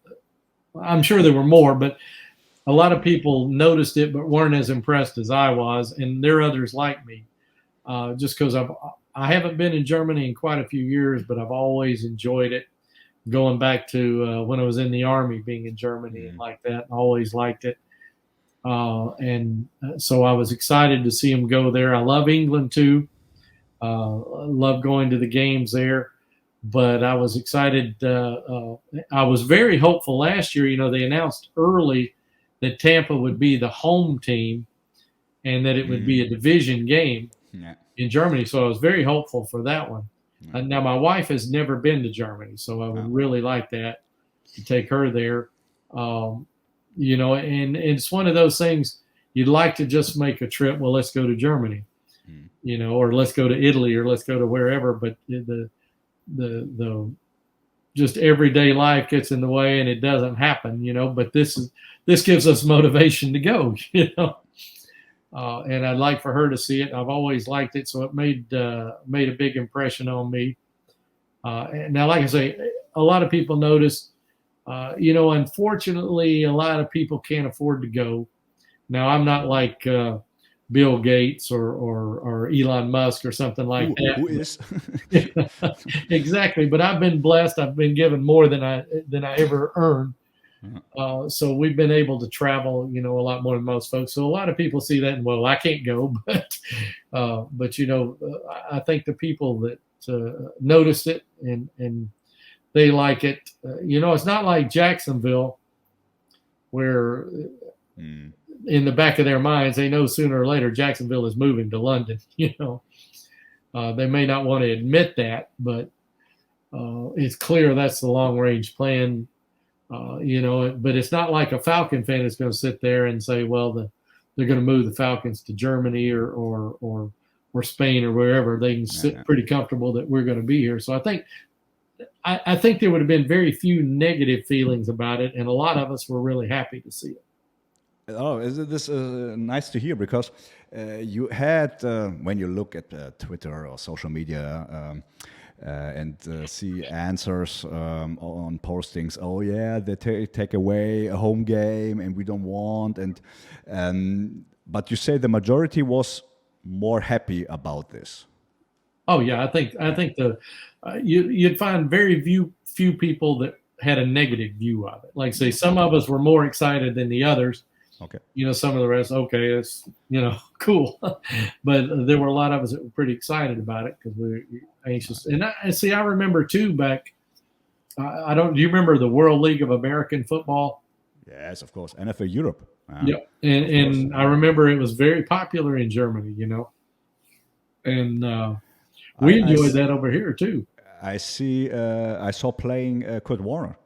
Yeah, live in Berlin. Yeah, so I didn't notice him, and it was like, okay, we're playing against, I think it was quarterback of the Amsterdam Admirals, if I'm not wrong now. But some years later, he plays in the Georgia Dome, the Super Bowl, and I was like, hey, wait, I know him. Exactly. Exactly. You know, I just tell a side 40 meters in front of me. So, yeah. I'll just tell you a quick side story here. My youngest son covered sports, high school sports in Atlanta for quite a few years for the newspaper. Mm-hmm. And he came home twice while he was doing that and told me he had watched a player that night who was going to be playing on Sundays in a few years. One was Deshaun Watson, and the other was Trevor Lawrence, you know, and so it's like you say, when you see Warner, you know, you don't think, but those were two that did make an impression on him, you know, and there have been a few more here and there that made it to the show. But yeah, it's fun to see that, you know, somebody you knew when they were young and a kid and like that. But yeah, we're excited and just anxious for the Falcons to play over there, you know. Cool. So we are not sure. We don't know the schedule for 2024, but it looks like it could be maybe also a divisional game against the Panthers, because we have now 5 teams in Germany. The Patriots and the Chiefs. Sorry, Super Bowl champion. The Patriots and the Chiefs will play their home games this year, and then the Panthers and the Falcons are still in the row. So maybe we see a divisional game. It would be, I think, a great thing for us here in Europe. I don't know how you see it then in Atlanta or maybe in Charlotte, but this would be quite fun. Or we have exactly 2 games, 2 home games for each team.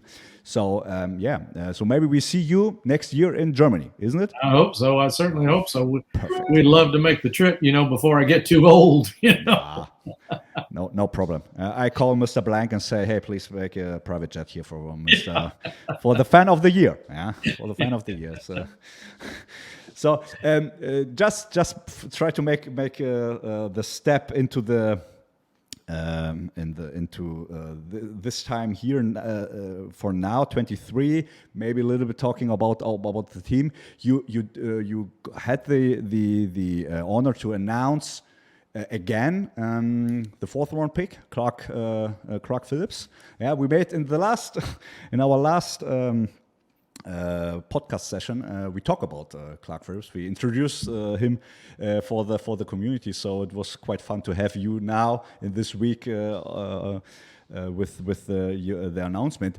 Did the Falcons came to you, or did you say, stop, sorry, I'm the fan of the year, I have to do it? How was it? No, this time they took us out there as part of the fan of the year thing. Not every team did the draft trip as part of fan of the year, because every team did the Super Bowl this year. Mm-hmm. And the Falcons did the draft. Now, I'd say probably half the teams took the teams out for the draft. Now, this is the 3rd year of the fan of the year. But we were very fortunate not to win earlier, because, and I say this not to brag, but a lot of our friends and stuff were saying, you should have been the first, you should have been this. No, we were very fortunate not to, because it was a member of our group who won the first one, Holly Thompson. Mm-hmm. She was the first one, but that was COVID. Okay. So that squashed a lot of the stuff that they would have done, the Super Bowl and all that. She did get to go to the draft, but only to outdoor activities. And the draft was kind of the substitute for the Super Bowl. Mm-hmm. Then the second year, they narrowed it down. And don't hold me to these exact numbers. I'm not willing to swear on the Bible. But it seems like they just took 3 to the Super Bowl. And then this year they took everybody to the Super Bowl. And so half the teams roughly took their winner to the draft, and half didn't. But the Falcons did, and then they asked me, was I gonna stay around for all 3 days? And I said yes. And I mean, they provided the transportation, the hotel, and all that.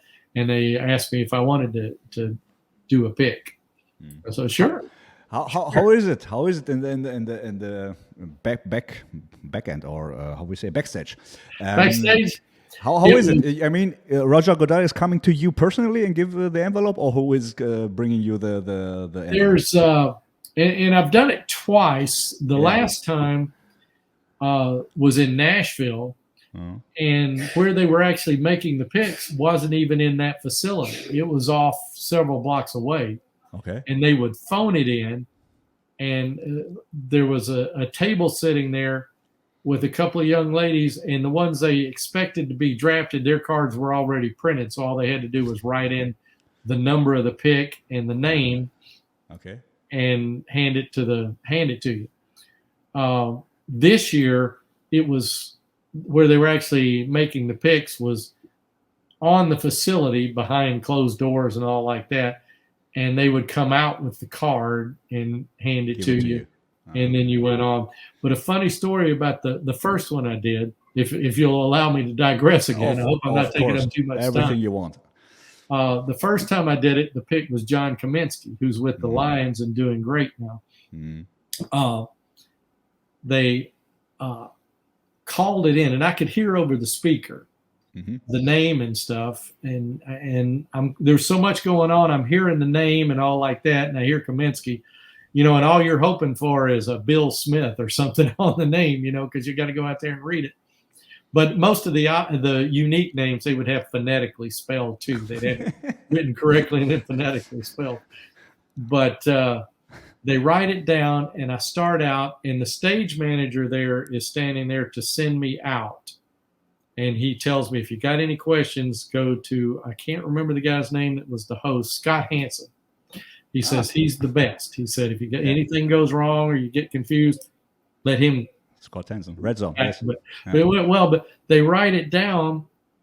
And I start out, and the stage manager just happens to look down at the card. And it has the name John Kaminsky, and the spelling doesn't really matter because I'm just going to read it. But it was a kicker out of southern Idaho or something like that. It escapes me at this point, but it was the wrong John Kaminsky. And he happened to see that. And he had been paying that close attention. Now I know why he's the stage manager. So he catches it, signals out to Scott to delay, and goes back and tells the girls, you've got the wrong Kaminsky. And they give me another card, write his name down and his position and the correct college. And then go out. Ooh. But, they definitely had good people, because this guy just glanced down. I've got it in my hand, holding it down by my side, and he sees it, But that would have been very embarrassing, if I'm out there reading the wrong player, wrong position. But this year, it went like clockwork. They came out, handed it there's one lady working the door to the facility where they're making the picks, I guess being sure nobody's wandering back there or whatever. Hands it to her. She hands it to me. I go. It goes perfectly well. Come out and come back. Now, backstage, I had a lot of fun backstage both times. This particular time, do you get the show, or did you get the show Modern Family over there? I'm be honest, I don't watch TV the last couple of years, so I'm the wrong person to ask about TV shows. Sorry. I just asked because there's not a lot of television like that now. I watch a lot of football, of course, and stuff like that during the season. But as far as serial television, I don't. But this show, Modern Family, and it was huge over here. Okay. It ended in 2020, I think was the last year. But it was a great show. We thoroughly enjoyed it. It was one of those the whole family would watch. Well, Eric Stonestreet, who played Cam on that show, and born and raised in the Kansas City area, hardcore Chiefs fan, he was announcing the pick after me, and had a couple of kids from the boys club and stuff that were coming out there. Well, we chatted backstage, just super nice guy. I mean, super nice guy. And he took the photo of us together and stuff.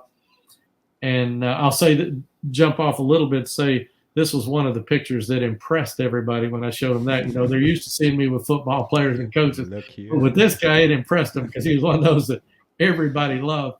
And he had one of the greatest lines I've ever heard. While we were chatting, and at one point we got around to talking about the show Modern Family, and I said, that was one of the shows that I was never sure who my favorite character in the show was. They were all so great. And he says, well, I hope this has settled that question for once and for all. So, but I mean, he wasn't egotistical. He was just, self-deprecating. He couldn't have been nicer, but that made it very interesting back there. But we enjoyed that. The funny thing, and I wasn't going to take a photo of it anyway, but they had a computer screen up there telling who was picked and what team and where they went to school, just kind of rotating up. And one of the guys went to take a photo of it, and they came around and confiscated the phones after that. To this day, I don't know why that was so secretive, because it was all going out on television. But yeah, they took our phones still after we came back. So I don't. Well, I guess it's possible. On some of the networks, it's delayed. So maybe they just didn't want it to get out early. But that's one of the things is everybody says, tell me when you're going to pick. Tell me when you're going to pick, because they tell you you're going to do it, but you don't know exactly when. Like when I announced Kaminsky, they traded up and traded down, and it got moved 2 or 3 times. So I was actually backstage longer then because it kept moving around. But this time it went fairly quickly, but it was a lot of fun both times, and they were very nice to us and thoroughly enjoyed it. Both experiences were great. And Kansas City is a great town too. I recommend that, seeing a game there. Okay. They're really hardcore. It's the same kind of thing, very few people move to Kansas City.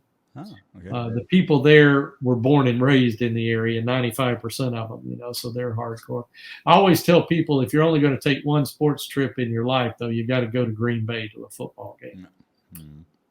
Now, it would be different if you were a Bears fan or a Vikings fan or something. But Lions fan, if you go there as a Falcons fan or any other team, they just treat you like family. They're going to razz you.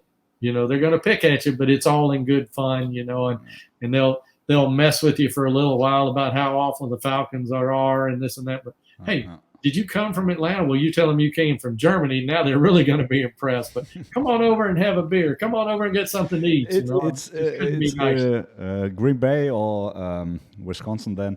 It's on my bucket list as to see one away game with the Falcons in Green Bay. Definitely.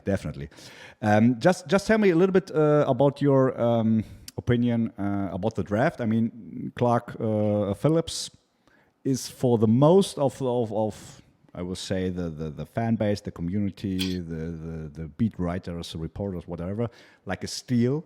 Yeah, how you saw all the draft this year? Yeah, Bijan Robinson and on 8. Was it okay for you? Was you excited? Or was it like, oh, sorry, no running back so high? Was you more in this direction? What was your feelings about the draft? My personal opinion, I wanted Skoronski, that offensive lineman out of Northwestern. The boring Skoronski? Yeah, exactly, the boring guy. Because I'm always of the belief you can never have too many big guys up front. Yeah. And it reminds, I keep going back to Lombardi one because that was when I was formed in football, was Lombardi. But I think there's almost no doubt that he's the greatest coach of all time, But he used to always say people make football too complicated.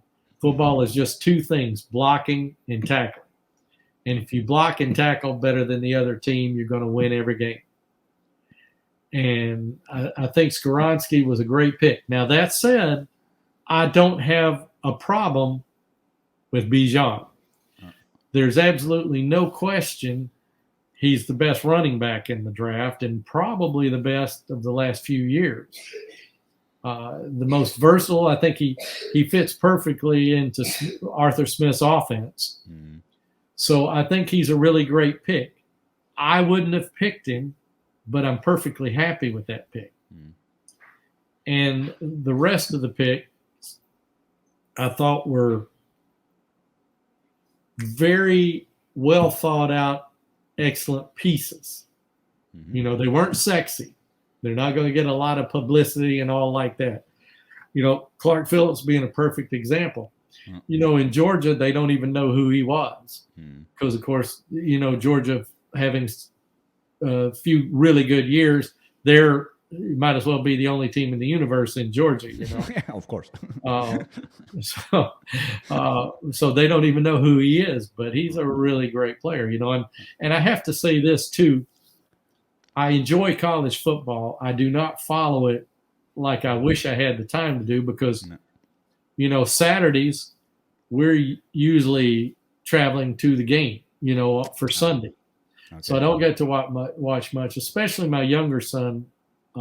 He still watches a lot of college football, so I rely on him for a lot of my information these days. It's not like the old days where I knew, and like this. So and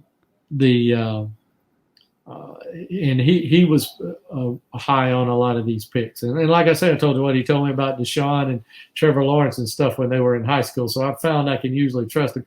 Perfect example would be Algie Crumpler. Okay. When the Falcons drafted him, and he was a very unpopular draft pick in Atlanta, because Reeves, he ran an old school offense, 3 yards in a cloud of dust. Had a lot of success with it. I'm not bad mouthing, but it was not a flashy offense. And they're like, oh no, another tight end. But that son, he told me about Algie. He said, this guy is going to be good, and told me a lot about him. Well, my jerseys I wear at the games, I normally wear a player's jersey and not a star. because like Matt Ryan, Julio, guys like that, I love them. But, they must see their jersey, even not on football days, they must see 100 of their jerseys a day around town. Yeah. So it can't mean that much to them, not that they don't appreciate it and like it. So I always normally wear a lineman, linebacker, something like that, some guy who's not going to see his jersey. Well, when he was talking up Algie, I went out to get an Algie jersey to wear to the games. Cool. So one of the first games, I met him after the game. And to this day, when we see him, and he was always great to the fans, you could tell he appreciated the fans, And whenever we see him to this day, he will tell folks, this was the first person that I ever saw wearing my jersey outside of the family, and some of the others like that. So that's why I do that, is because I think a lineman or linebacker or something like that, it means more to them than the superstar because they don't see it that often. And that's one of my favorite memories about Algie, and he will see you in the stands and bring you a ball after he scored and stuff like that. Just wow. Sweetheart. I mean, nicest guy you'd ever meet. And of course he was a great player and became one of the absolute fan favorites, so, but he was not a popular pick at all. So it's hard to say, but Clark Phillips, I think, every year there's sleepers, and I think he may be one of the sleeper picks, this year. Yeah. Kind of like, Algier last year, he didn't get a lot of attention when he got picked, and he didn't do much to start the year, but he didn't play much, but he's the kind of running back that I grew up on and like, he runs angry, super nice guy off the field, but not a kind person on the field, and that's what you want. Oh, of course. Of course. That's it. But yeah, I like it. And the same last year, I thought they're nice pieces, and you can see the plan starting to take shape, and so you're confident for the future.